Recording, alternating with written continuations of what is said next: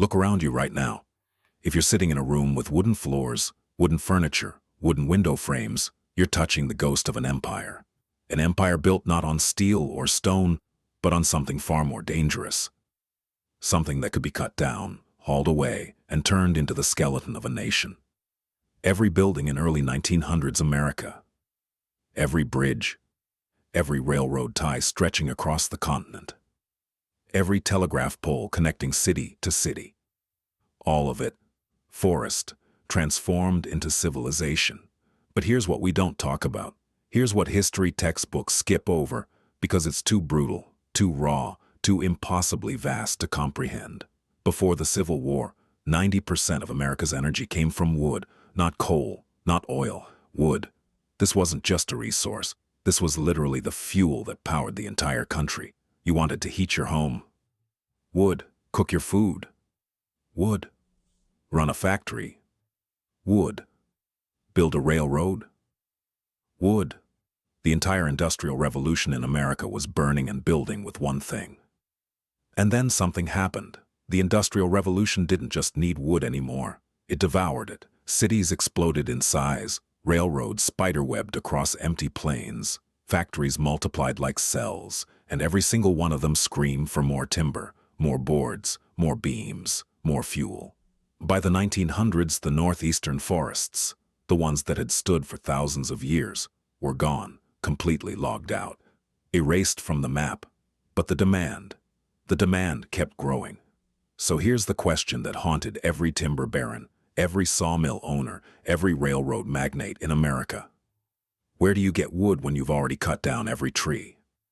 The answer would create empires, destroy ecosystems, kill thousands of men, and build the foundation of everything you see today.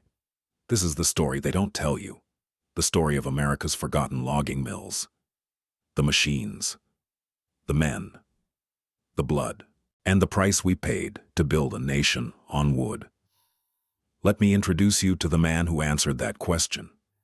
The man who saw empty forests in the East and built an empire in the West. The man President Theodore Roosevelt called the most dangerous threat to America's natural resources. His name was Frederick Weyerhaeuser. In 1900, Weyerhaeuser did something that sounds impossible today.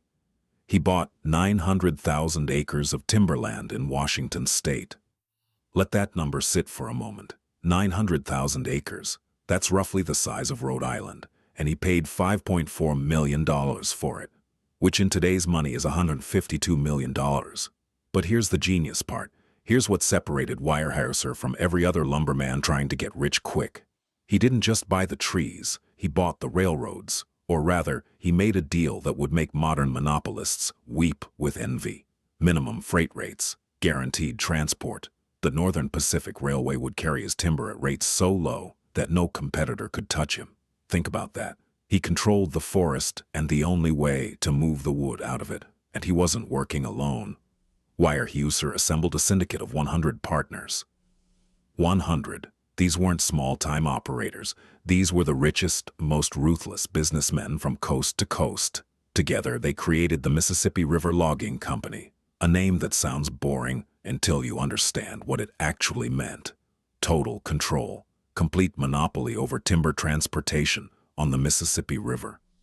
In 1896, they moved a raft of logs that made headlines across the country.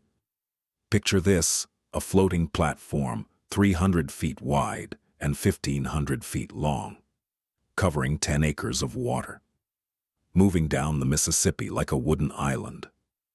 The largest timber raft ever assembled in American history. This was power, raw, undeniable, terrifying power, and President Roosevelt saw it. He watched Weyerhaeuser and his syndicate buy up forests, control railroads, dominate rivers. Roosevelt stood in the White House and accused this man of wanting to cut down every tree in America and leave the country a barren desert. But here's where the story gets complicated. Here's where the villain becomes something else entirely. Because while Roosevelt was calling him a destroyer, Weyerhaeuser was doing something no other timber baron had ever done. He was replanting. He was creating high-yield forests. He was practicing sustainable forestry before the term even existed. The man they accused of killing the American forest was the first one to understand that forests could grow back, that timber could be renewable, that you could harvest and replant and create a cycle that would outlast any single generation. Was it because he cared about nature? No. It was because he understood something simple and brutal. You can't build an empire on a resource that runs out. So while other timber barons were racing to cut everything down and get rich before the trees disappeared, Weyerhaeuser was playing a different game, a longer game, a game that would outlive him and create a dynasty that still exists today. He wasn't just cutting down America's forests. He was redesigning them, remaking them, turning wilderness into a machine that would pump out timber forever. And to do that, he needed more than forests and railroads. He needed cities, he needed workers. He needed to create entire worlds where men would live, work, and die, all in service of the timber empire. Those worlds were coming, and they would change everything. Imagine waking up one morning in a place that didn't exist a year ago. A place where every building, every street, every store belongs to one company. Where your house isn't yours. Your job isn't just a job, it's your entire existence. Where the company owns the sawmill, the general store, the school your kids attend, and the church where you pray on Sunday. Welcome to the company town. The first one in Washington state was called Port Gamble, founded in 1853, and here's what makes it extraordinary. The sawmill ran for 142 years straight. No breaks, no closures. The oldest continuously operating sawmill in all of North America. But Port Gamble was just the beginning. Between 1900 and 1920, something incredible happened. Louisiana, a state known for swamps and plantations, became one of the 3 largest lumber producers in the entire United States. Right alongside Washington and Michigan, and it happened almost overnight. Towns appeared like mushrooms after rain. Literally. One month there's nothing but forest. The next month there's a sawmill, 100 houses, a store, and 500 men working 12-hour shifts. These weren't towns in the traditional sense. They were machines. Human machines designed to extract timber as efficiently as possible. The company gave you everything: a house to live in, a store to buy food, a school for your children, medical care when you got hurt, entertainment on Saturday nights, even a baseball team to play for on Sundays. Sounds good, right?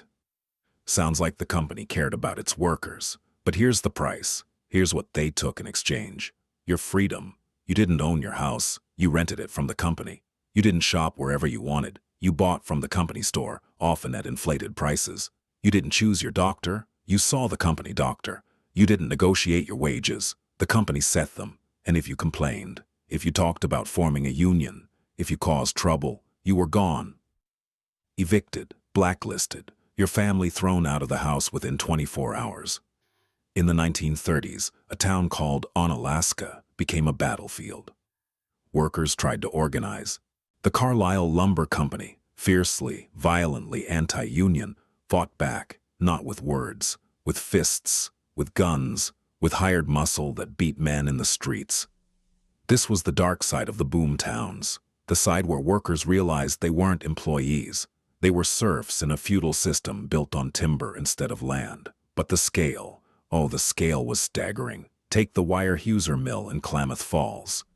By 1941, it employed 1,200 people, 1,200, and it produced 200 million board feet of lumber every single year. Think about what that means. 200 million feet, enough wood to build thousands of houses, to construct entire neighborhoods, to supply railroads spanning hundreds of miles. All from one mill, in one town, controlled by one company. These towns lived and breathed timber. When the mill ran, the town thrived. Money flowed, families grew. Saturday nights were loud with music and laughter. Sunday mornings were filled with church bells and baseball games. But when the mill closed, when the timber ran out, or the market crashed, or the company decided to move somewhere cheaper, the town died, sometimes overnight. Families packed everything they owned into wagons and left. Stores boarded up their windows. Schools closed their doors. Houses sat empty, slowly rotting back into the forests that surrounded them. Ghost towns, hundreds of them scattered across Washington, Oregon, Louisiana, Michigan.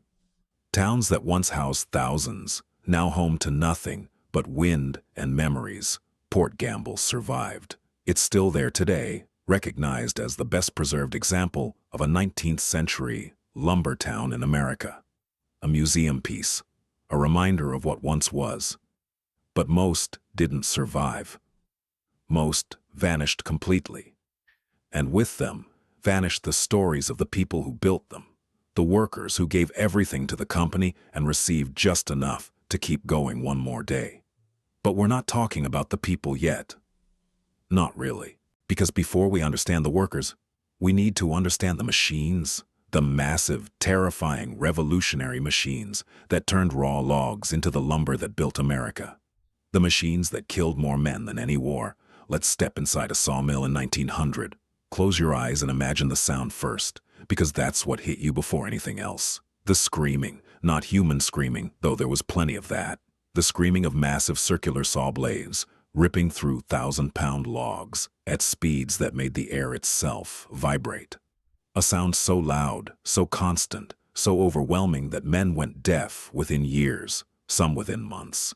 The 1800s brought steam power to sawmills, and steam power changed everything. Before steam, sawmills were small operations. Water-powered. Limited. Slow. You could run one with a dozen men and produce maybe a few thousand board feet a day. After steam, everything exploded in scale and speed and danger. The heart of every mill was the head rishi. Picture a saw blade 6 feet in diameter, teeth like shark's teeth, spinning at speeds that turned the blade into a blur, powered by a massive steam engine, an Atlas engine, 30 horsepower, 200 revolutions per minute, built like a cathedral made of iron and fury. This wasn't just a saw. This was an industrial monster. The head rig controlled everything. Carriages that moved logs weighing tons. Hydraulic turners that rotated those logs with terrifying precision. Winches the size of cars that dragged timber from the mill pond into the cutting floor. And men operated all of it with their hands, their bodies, their lives. Take the landing man. His job sounds simple. Wash the logs before they enter the mill. Remove dirt and debris so the saw blades don't dull.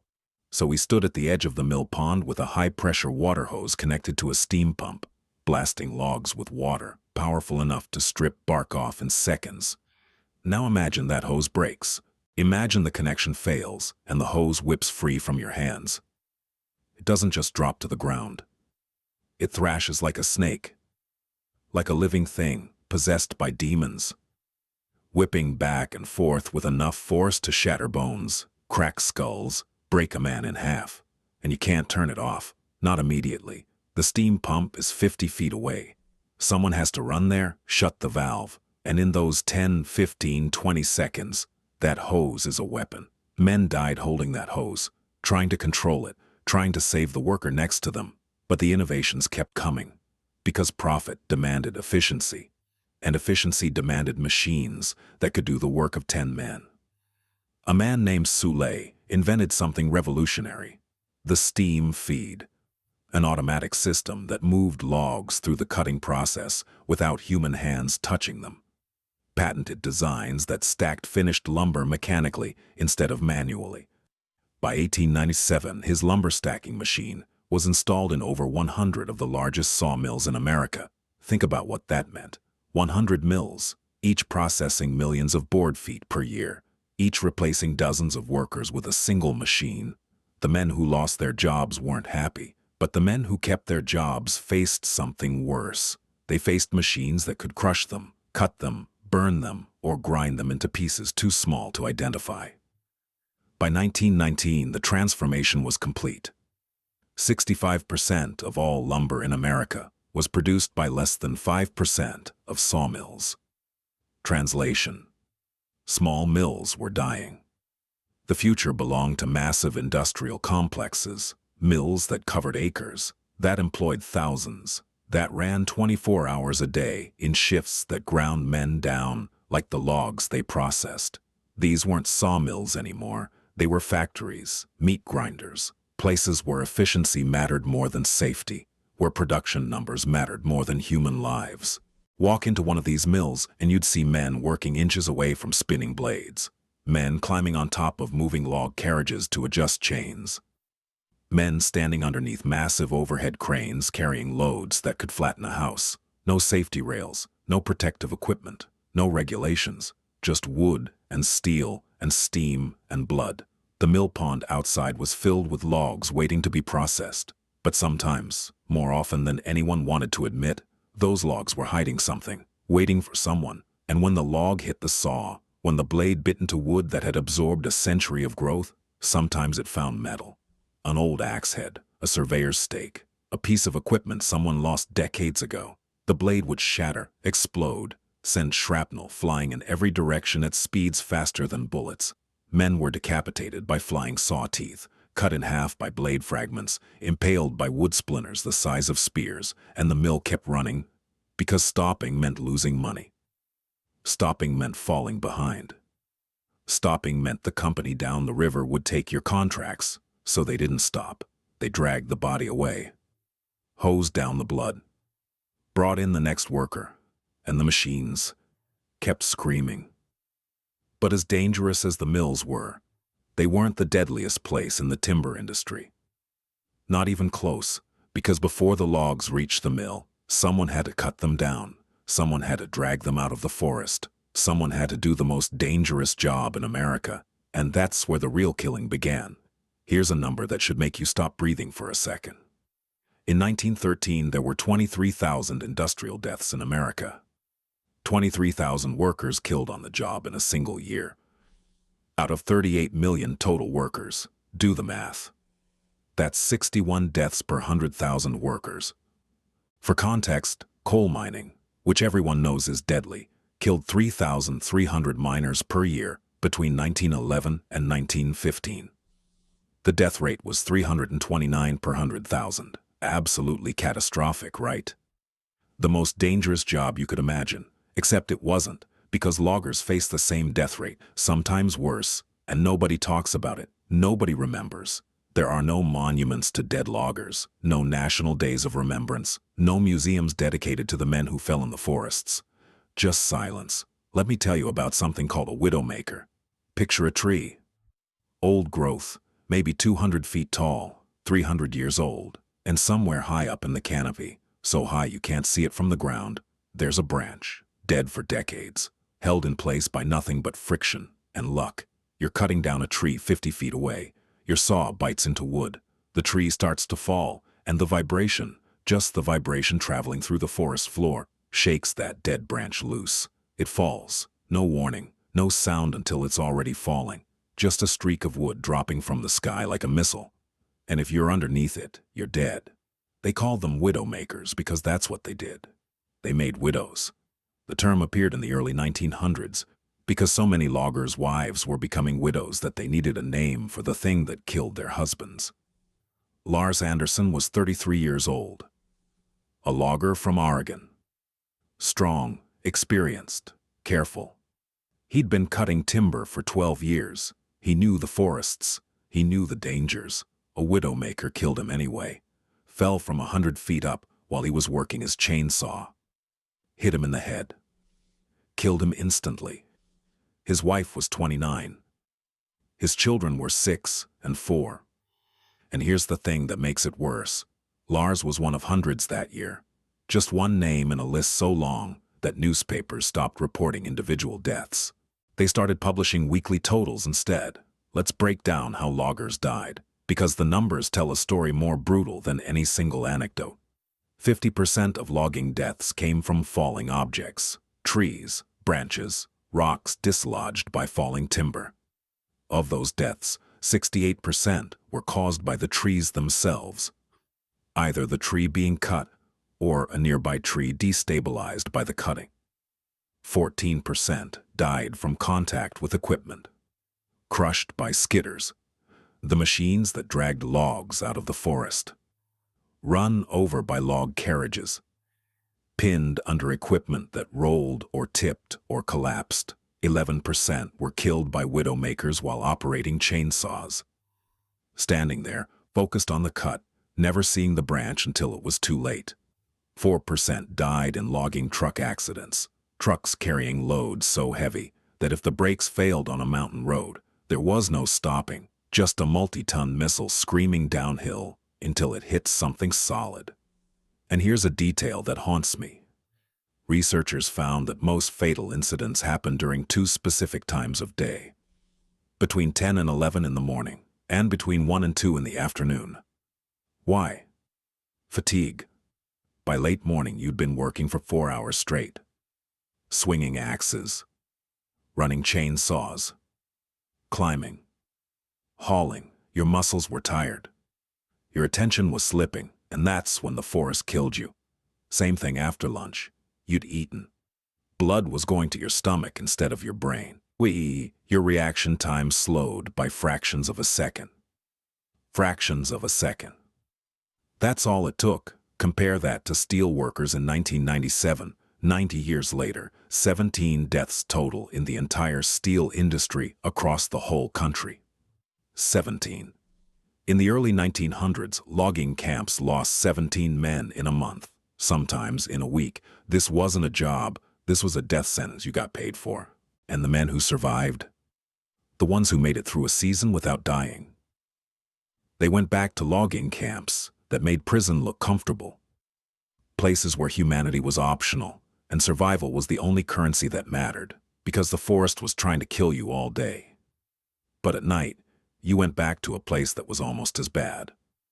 A place where men slept 80 to a room.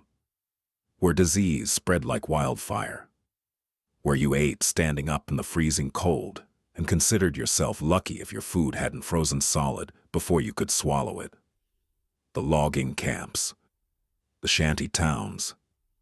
The timber beast barracks. That's where we're going next. Because you can't understand the death toll without understanding how these men lived, or rather, how they survived. Between 1890 and 1935, there existed a culture that has almost completely vanished from American memory. A culture of men who lived in the woods for months at a time, who saw civilization maybe twice a year, who spoke their own language, sang their own songs, and died by their own brutal rules. They called themselves shanty boys, timber beasts, jack pine savages. And their world was hell with a bunkhouse attached. Let me describe where you slept. The bunkhouse, 80 to 100 men in a single room. No partitions. No privacy. Just rows of two-tier bunks crammed so close together you could reach out and touch 3 other men without moving from your bed. Your mattress wasn't a mattress. It was a cloth sack filled with straw, or pine needles if straw wasn't available.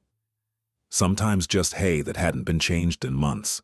The floor beneath you, packed dirt in the early camps. Later, rough-cut boards with gaps wide enough to see the ground below. Cold air came up through those gaps like the earth itself was breathing ice into your lungs. No pillows. You used your extra clothes or a wadded-up jacket. If you had extra clothes. And the smell. Imagine 100 men who haven't bathed in weeks, who've been cutting timber in freezing rain and sweat and sawdust, all sleeping in one room with no ventilation except whatever gaps exist in the walls. That was home. You worked 6 days a week. Sunday was your only day off. And what did you do with that precious day of rest? Laundry. By hand in freezing water, repairing your equipment because if your saw broke or your axe handle cracked, you bought a new one out of your own wages. Writing letters home to families you wouldn't see for months. Playing cards, singing songs, lying in your bunk and staring at the ceiling, trying not to think about the 6 men who died that month. But here's something interesting, something that shows how desperate these companies were for workers. The food got better. In the early camps, 1870s, 1880s, you ate salt pork, beans, and flour. That's it. Maybe some dried fruit if you were lucky. Coffee that tasted like liquid dirt, but by the 1890s, logging companies realized they were competing for workers. Men had choices. They could go to Michigan or Washington or Louisiana or Oregon. Wherever paid best or treated them least badly, so the food improved, not because companies cared about the men, but because they needed bodies.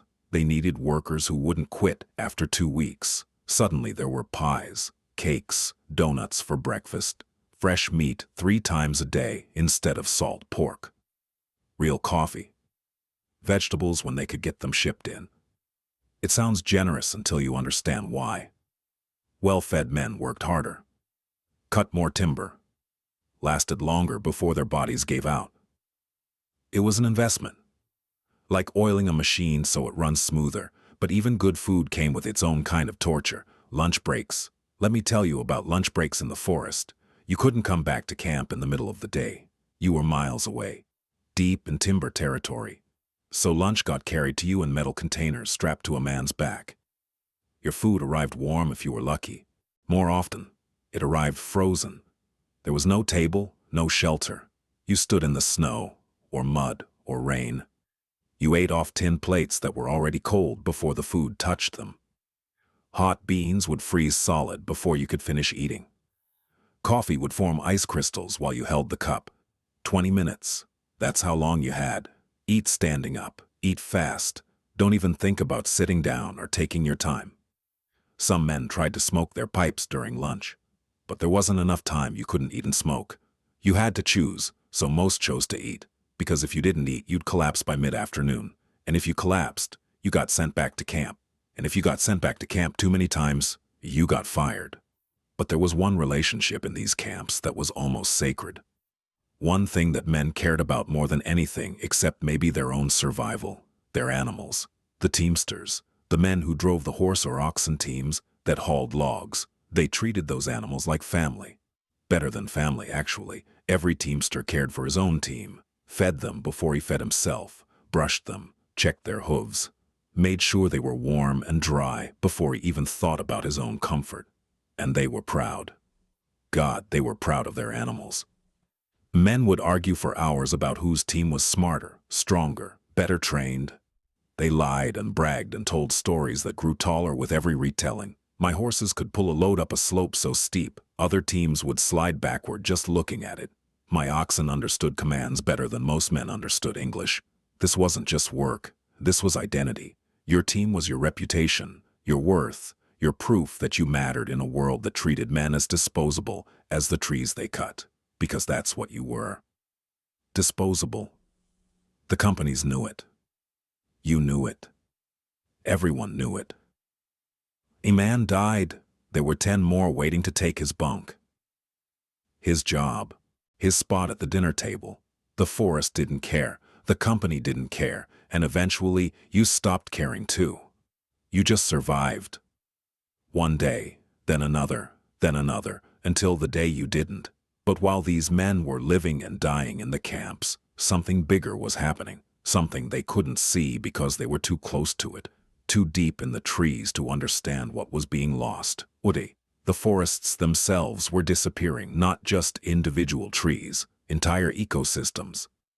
Whole landscapes transformed from wilderness into wasteland, and nobody was stopping it, because stopping would mean admitting that the resource wasn't infinite, that you could actually run out of trees, and if you admitted that, the entire empire would collapse. By the end of the Civil War, the northeastern United States had a new name. Loggers called it logged out, not partially harvested, not selectively thinned, logged out, completely, totally, erased. Forests that had stood for 10,000 years, since the glaciers retreated and left virgin soil behind, were gone in less than a century. In some places, less than 50 years. The companies moved like locusts. They arrived, cut everything, and moved on, leaving behind stumps and sawdust and silence. But here's what makes it worse. Here's what transformed logging from harvesting to annihilation. Clear-cutting. Before the late 1800s, logging was selective. You cut the best trees, the biggest, straightest, most valuable timber. You left the rest to keep growing. It wasn't conservation. It was practicality. You couldn't move the smaller trees anyway. Transportation was too expensive. But then, steam power arrived, and railroads, and suddenly you could reach forests that were previously untouchable. Mountains too steep, valleys too remote, ancient groves so deep in the wilderness that nobody had ever seen them except maybe indigenous people whose land this used to be. And those railroads didn't just reach the forests. They made it economical to cut everything, every tree, every size, every species, because now you could move it all, so clear-cutting became the standard, the norm, the only way that made financial sense. Picture what that looked like. An entire hillside covered in old-growth forest, trees 300 years old, ecosystems that had existed longer than European presence in America. Then, picture that same hillside 6 months later. Nothing, just stumps, torn earth, slash piles, massive mounds of branches and debris left to rot, or worse, left to burn. Because fire was easier than cleanup. Set the whole thing ablaze, let it burn for weeks. The smoke would blot out the sun for miles. Ash would fall like snow on towns 50 miles away. And when the fire died, you had a moonscape, bare earth, no trees, no undergrowth, no animals, nothing. The ecological consequences were catastrophic, but nobody understood ecology in 1900. They understood timber, they understood profit, they understood that demand kept growing and supply kept shrinking. Rivers changed, because trees hold soil. Tree roots stabilize hillsides. When you clear-cut a mountain slope, the next rain sends tons of sediment into the streams below. Rivers that ran clear for thousands of years turned brown, muddy, choked with debris. Salmon runs collapsed. The fish couldn't navigate waters clouded with silt. Couldn't find spawning grounds buried under sediment. Entire salmon populations that indigenous peoples had relied on for millennia disappeared in a decade. Flooding increased because forests absorb rainfall. Trees act like sponges, soaking up water and releasing it slowly. Clear-cut a watershed, and suddenly every rainstorm becomes a flood. Water rushes off bare hillsides, taking everything with it. Towns that had never flooded started flooding every spring. Wildlife vanished because animals don't live in open fields. They live in forests. They need cover, food, habitat. Clear-cut their home, and they either migrate or die. But the companies didn't care about salmon or deer or flooding. They cared about board feet, profit margins. Meeting demand, and demand was insatiable. Here's the paradox that haunted the entire industry. The same technology that made clear-cutting possible also made the forests more accessible, which meant faster destruction, which meant running out of timber faster, which meant needing to find new forests, which meant developing better technology to reach them. It was a death spiral, faster and faster, more efficient and more destructive with every innovation. By the 1880s, steam-powered equipment could process logs faster than horses could haul them, so they invented steam donkeys, massive winch systems that could drag logs uphill through terrain where horses would die. By the 1890s, they'd built narrow-gauge railroads directly into the forests, trains snaking up mountains, carrying logs down in loads that would have taken 100 horse teams to move. By the 1900s, the lumber barons looked at maps of the Pacific Northwest and saw dollar signs. Billions of board feet waiting to be cut, fortunes waiting to be made, and some of them, just some, started to realize the truth. This couldn't last forever. Frederick Weyerhaeuser understood it, not because he was an environmentalist, not because he loved trees, but because he was building an empire that needed to outlast his lifetime. You can't build a dynasty on a resource that disappears, so he did something revolutionary. He started replanting, hiring foresters, studying growth rates, calculating how long it would take for a forest to regenerate. Other timber barons thought he was insane. Why spend money planting trees you'll never live to cut? Why invest in forests that won't be harvestable for 50 years? Because Weyerhaeuser was thinking in generations. His children would cut those trees. His grandchildren. His great-grandchildren. He was creating sustainable forestry. Not to save the environment. To save his business, but even Weyerhaeuser couldn't save the virgin forests. The old growth, the ancient groves that had stood for centuries, those were gone. And they weren't coming back, not in 100 years. Not in 1,000. You can replant a forest, but you can't replant history. You can't recreate an ecosystem that took millennia to develop. The damage was permanent, irreversible, and by the time anyone realized it, the cutting had already moved too far, destroyed too much. The northeastern forests, logged out. The Great Lakes forests, logged out. The southeastern pine forests, logged out. And the companies kept moving west, chasing the last virgin timber, racing to cut it before someone else did, until finally, inevitably, they started running out of places to go. The boom was ending. The golden age of unlimited timber was dying, and when it died, it would take the entire culture with it. The camps would close, the mills would shut down, the boom towns would become ghost towns, and the men who'd spent their lives cutting timber, they'd be left with nothing but scars and memories, and the knowledge that they'd helped destroy something that could never be rebuilt. The end came quietly, not with a dramatic collapse or a final tree falling, but with machines that didn't need logging camps anymore. By the mid-20th century, something changed. Railroads specifically built for logging could reach deep into forests and return to civilization the same day. Internal combustion engines meant trucks could haul logs on roads instead of rivers. Chainsaws replaced axes and crosscut saws. Suddenly, you didn't need 100 men living in the wilderness for 6 months. You didn't need bunkhouses and cookhouses and company towns miles from anywhere. You could drive to the forest in the morning, cut timber all day, drive home at night.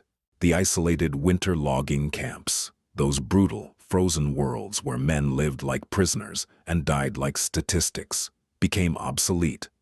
Between 1890 and 1935, they were the backbone of American timber. By 1950, they were historical curiosities. By 1970, they were almost completely forgotten. The death toll changed too, slowly, painfully, slowly. But it changed. In 1992, 146 loggers died on the job. Still catastrophic. Still the most dangerous profession in America. But down from the thousands who died annually in the early 1900s. By 1998, that number dropped to 107, not because the work got safer, because there were fewer loggers, fewer camps, fewer men willing to risk their lives for wages that couldn't compete with factory work or construction. The industry didn't become more humane. It just became smaller. Think about the scale of what disappeared. In 1840, there were 5,500 sawmills in New England alone, 700 just in Connecticut. By the end of the century, most were closed, abandoned, left to rot like the forests they'd consumed. The massive operations, the Weyerhaeuser mills, the Port Gambles, the company towns that employed thousands, they consolidated, merged, automated, fewer mills, bigger operations, less human labor, and the towns. The boom towns that appeared overnight and thrived for decades. Ghost towns. Hundreds of them scattered across America like graves. Walk through the forests of Michigan or Wisconsin or Washington today, and you'll find their remnants. Foundation stones where buildings stood. Rusted equipment half buried in moss. Railroad grades grown over with trees. Cemetery markers for men who died at 25, 30, 33.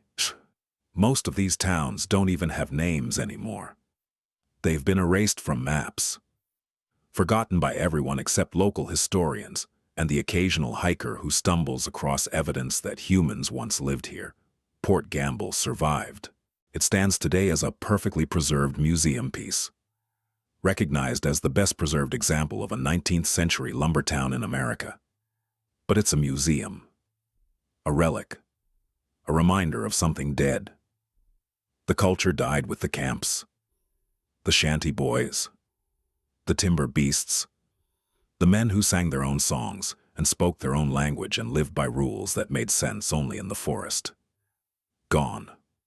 Completely gone. Their grandchildren don't remember them. Their great-grandchildren don't know they existed. And here's the final paradox. The ultimate irony that makes this whole story almost unbearably tragic. The industry that literally built America, that provided the wood for every house, every bridge, every railroad tie, every telegraph pole, is forgotten. Oh, we remember steel workers. We remember coal miners. We have monuments and museums and days of remembrance for them. But lumber, timber, the foundation of everything? Silence. The machines are rusting in abandoned mill yards. The camps have rotted back into the forest. The company towns are either gone or turned into tourist attractions. And the cost. The human cost. 23,000 industrial deaths per year at the peak. Thousands of those were loggers and mill workers, men crushed by falling trees, decapitated by saw blades, drowned in log jams, killed by widowmakers they never saw coming. How many total? Over the decades of peak logging, we don't even know. Nobody kept comprehensive records. Nobody thought it mattered enough to count. But we know this. The wood under your feet right now, if you're standing on a wooden floor in an old building, that wood costs blood, sweat, lives. Every board was cut by men who faced death every single day.